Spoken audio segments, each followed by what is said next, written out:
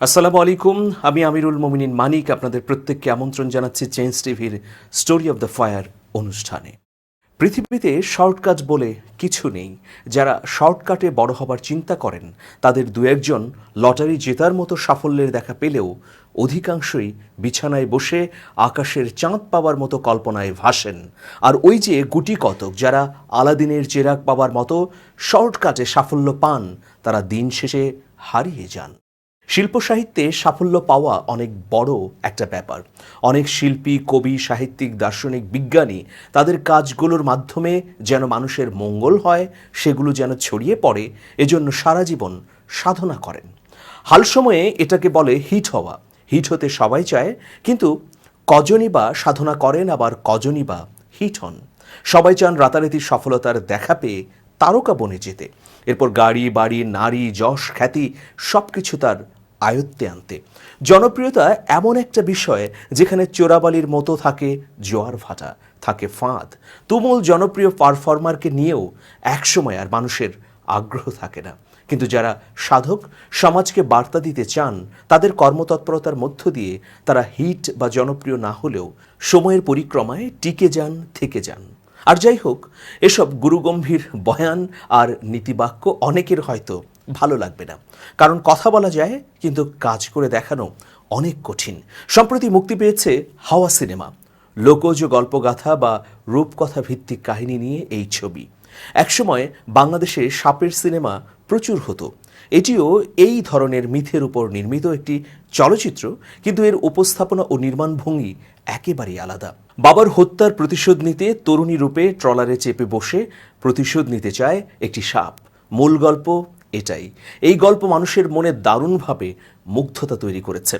হাওয়া সিনেমার তুমি বন্ধু কালা পাখি গানটি ব্যাপক আলোচনায় এসেছে, বলা যায় সর্বত্র সবার মুখে এই কালা পাখির গান। কিন্তু এই গানের কারিগর হাসিব মাহমুদ প্রায় ৩০ বছর ধরে গান করেছেন। মানুষের কাছে তার গান পৌঁছেনি, কিন্তু তার সাধনা থেমে থাকেনি। তিনি নিরন্তর ভাবকবির মতো তার গান তৈরির কাজে নিমগ্ন থেকেছেন। হাসিব মাহমুদ পেশাদার কোনো গীতিকার, সুরকার বা শিল্পী নন। এই শিল্পী ৯০-এর দশকে ঢাকা বিশ্ববিদ্যালয়ের চারুকলা, টিএসসি, ছবির হাটে গান গেয়ে পরিচিতি পেয়েছেন সেখানে আগতদের মধ্যে।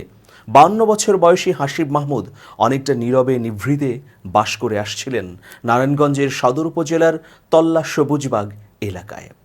শাপলা নামে একটি সাংস্কৃতিক সংগঠনের সাথে যুক্ত ছিলেন এই শিল্পী। যাতায়াত ছিল স্থানীয় সঙ্গীত বিদ্যালয়, জয় জয়ন্তী জলসায়। পরে ঢাকার চারুকলা, মোল্লার দোকান, ছবির হাট, পাবলিক লাইব্রেরি ও শাহবাগ হয়ে ওঠে তার বিচরণ ক্ষেত্র। একসময় বৈরাগী নামে একটি গানের দলও করেছিলেন তিনি। পারিবারিক সূত্রে জানা যায়, আবুল হাশেম ও জমিলা আক্তার দম্পতির ৭ সন্তানের তৃতীয় হাসিব মাহমুদ। শারীরিক ও মানসিক জটিলতায় ভুগছেন তিনি। কুষ্টিয়ায় লালনের আখড়ায় এক মেয়েকে পছন্দ করেছিলেন, কিন্তু পরে আর তার খোঁজ না পেয়ে জীবনে আর বিয়ে করেননি হাসিব মাহমুদ। যশ বা টাকা পয়সা নিয়ে কখনো মাথা ঘামাননি এই শিল্পী। পরিবারের সদস্যরা জানিয়েছেন, মানসিক সমস্যার পাশাপাশি শারীরিকভাবেও অসুস্থ তিনি। ৩ বছর আগে চিকিৎসা করানো হয়েছিল। নীরবে নিভৃতে কালের অন্ধকারে তিনি হারিয়ে যেতে বসেছেন।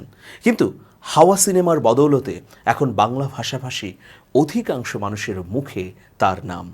এর আগে হাসিব মাহমুদের কণ্ঠে তোমায় আমি পাইতে পারি বাজি গানটি সামাজিক যোগাযোগ মাধ্যমে আলোড়ন তুলেছিল। এবার সেই আলোড়নকে ছাপিয়ে গেছে। সারা বাংলাদেশ এখন ভাসছে সাদা সাদা কালা কালার সুরে। এই যে বিরাট সাফল্য, এখানে নিহিত আছে তরুণদের জন্য সাফল্যের অসাধারণ গোপন রহস্য। শর্টকাট পথ না খুঁজে আগে আপনি আপনার অন্তরকে প্রশ্ন করুন, আপনার মানসিক তৃপ্তি কোন কাজে। এরপর নিরন্তর সাধনা শুরু করুন। সফলতা নিয়ে ভাবতে হবে না, কাজের প্রতি একাগ্রতা থাকলে একসময় সফলতা এসে পায়ের কাছে পড়ে থাকবে। সফলতা আপনার পদস্পর্শ করবে।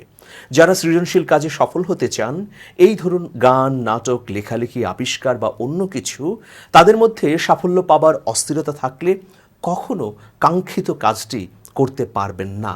থাকতে হবে নতুন কাজ করার তাড়না, আর এই তাড়নায় তৈরি হবে সৃজনশীল অনেক অনেক কাজ, আর কাজই নিয়ে আসবে আনন্দময় সাফল্যের অধরা মুহূর্তকে। সাফল্য পাবার এই কৌশল ছাড়া পৃথিবীতে আর এমন কোনো কৌশল নেই যা আলাদিনের চেরাগ হয়ে সফলতা এনে দেবে। ব্যক্তিগত একটি অভিজ্ঞতা আপনাদের সঙ্গে শেয়ার করছি, যদি আপনারা অনুপ্রাণিত হন তাহলেই সার্থকতা। 2016 সালের ঘটনা। আমি তখন মাই টিভিতে অফিসের কাজে ব্যস্ত। বিকেলবেলা হঠাৎ একটা ফোন এলো। দৈনিক ইনকিলাবের একজন সাংবাদিক আমাকে ফোন করলেন, বললেন, মানিক ভাই, বিটিভি দেখুন, এসো গান শিখি অনুষ্ঠান দেখুন, আপনার গান শেখাচ্ছেন ফেরদৌসী রহমান। আমি বিটিভি অন করলাম, দেখি সত্যি বাংলাদেশের কিংবদন্তি কণ্ঠশিল্পী সুর সম্রাট আব্বাস উদ্দিনের কন্যা ফেরদৌসী রহমান, যার গান দিয়ে বিটিভির উদ্বোধন হয়েছিল। তিনি ছোটদেরকে আমার লেখা, সুর করা, গাওয়া যখন আমি হাঁটতে শিখিনি গানটি শেখাচ্ছেন। যখন আমি হাঁটতে শিখিনি, যখন কথা বলতে শিখিনি, তখন আমার মা আমার মনের ভাষা বুঝেছে। নিজের জীবন তুচ্ছ করে বড় করেছে, নিজের জীবন তুচ্ছ করে বড় করেছে। শুধু তাই নয়, অনুষ্ঠানে আমার নামটিও খুব সম্মানের সঙ্গে উচ্চারণ করলেন সবার প্রিয় এই শিল্পী। ওনার গান আমরা আগের কখনো শিখিনি, এটাই প্রথম গান ওনার শিখছে। আমিরুল মোমেনিন মানিক, আমিরুল মোমেনিন মানিক। তোমরা লিখে ফেলো কিন্তু গানের উপরে। অথচ ফেরদৌসী রহমানের সঙ্গে আমার কখনো দেখা হয়নি, ব্যক্তিগত পরিচয়ও নেই। তাহলে কিভাবে তিনি পেলেন এই গান? অপার বিস্ময়ে সে রহস্যময়তা তৈরি করলো আমার মনে। 1 মাস ধরে তিনি 4 পর্বে বিটিভিতে বাচ্চাদের শিখিয়েছিলেন ওই গান। পরে 2020 সালে সাংবাদিক অভি মঈনুদ্দিনের কল্যাণে যখন ফেরদৌসী আপার সাথে কথা হয়, তখন জানতে পারি ওই গান তিনি ইউটিউবে পেয়েছিলেন এবং ভালো লেগেছিল বলেই অনুষ্ঠানের জন্য বাছাই করেছিলেন। এই ঘটনা আমার জীবনে এক বিশাল অনুপ্রেরণা।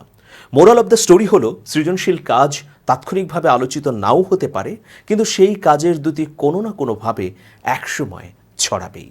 সুতরাং হাওয়া সিনেমার কালাপাখি গানের সফলতার মধ্যে তরুণদের জন্য অসাধারণ এক বার্তা রয়েছে। তরুণরা যদি এই অনুপ্রেরণা গ্রহণ করে, তাহলে বিপথে যাওয়ার যেমন কোনো আশঙ্কা নেই, ঠিক তেমনি জীবনে ভালো কাজ করে যাবার ধ্যান থেকে বিরত হবারও কোনো প্রয়োজন নেই।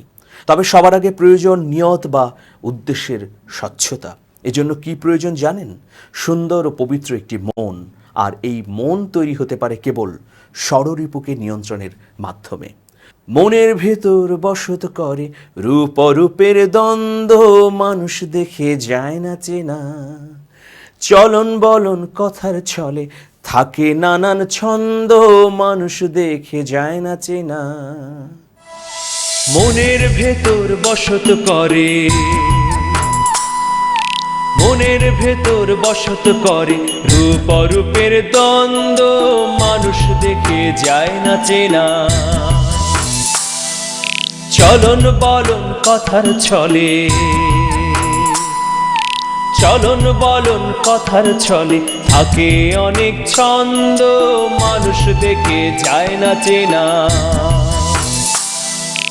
মনের ভেতর বসত করে রূপ অরূপের দ্বন্দ্ব, মানুষ দেখে যায় না চেনা,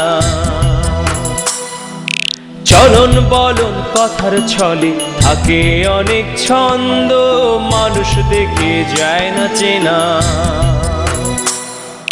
মন্দ ভালো সাদা কালো রে, মন্দ ভালো সাদা কালো, মন্দ ভালো সাদা কালো রে, মন্দ ভালো সাদা কালো।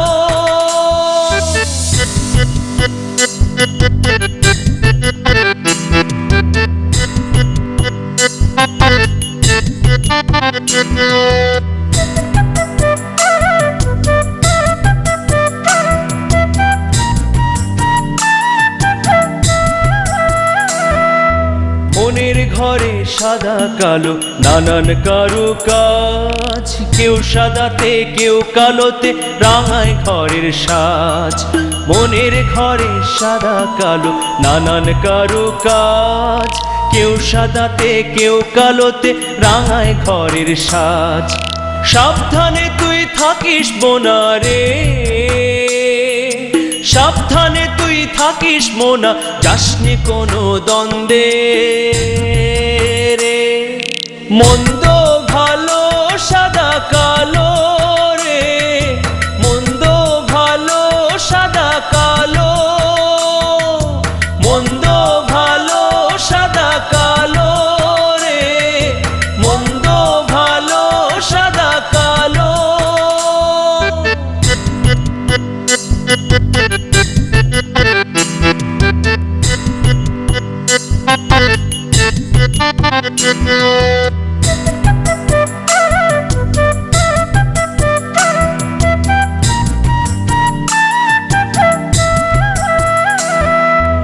অন্তরেতে ষড়রিপু দেয় যে মন্ত্রণা, সেই ফাঁদে পড়ে জীবন জুড়ে আসে লাঞ্ছনা। অন্তরেতে ষড়রিপু দেয় যে মন্ত্রণা, সেই ফাঁদে পড়ে জীবন জুড়ে আসে লাঞ্ছনা। সাবধানে তুই থাকিস মোনা রে, সাবধানে তুই থাকিস মোনা, যাসনি কোনো দ্বন্দ্বে রে। মনের ভেতর বসত করে, মনের ভেতর বসত করে রূপ অরূপের দ্বন্দ্ব, মানুষ দেখে যায় না চেনা। আপনার গুরুত্বপূর্ণ অর্জন এবং কাজগুলো সম্পর্কে সবাইকে অবগত? ব্যক্তিগতভাবে আপনার অথবা আপনার প্রতিষ্ঠানের সুনাম ও সমৃদ্ধি ছড়িয়ে দিতে আপনার পাশে রয়েছে web kingdom. Design, graphics design, motion graphics, professional photography, videography, Facebook ad, paid campaign সহ আপনি পাচ্ছেন নানাবিধ সেবা। বর্তমান সময়ে ফেসবুক, ইউটিউবের মতো চমৎকার মাধ্যমের বিকল্প আর কিছুই নেই। এইসব মাধ্যমে লাখ লাখ মানুষের কাছে আপনার বা আপনার প্রতিষ্ঠানের তৎপরতা ছড়িয়ে দিতে যোগাযোগ করুন আমাদের সঙ্গে এই নাম্বারে। আমরা কাজ করছি বিশ্বস্ততার সঙ্গে, তাই আমাদের সঙ্গে রয়েছে Marie Stopes Bangladesh, highway police, Hamdard Bangladesh, one pharma, drug international সহ অসংখ্য প্রতিষ্ঠান। আপনার ফেসবুক এবং ইউটিউব ব্যবস্থাপনা বা ক্যাম্পেইনের জন্য আমরা সব সময় রয়েছি শতভাগ সক্রিয়।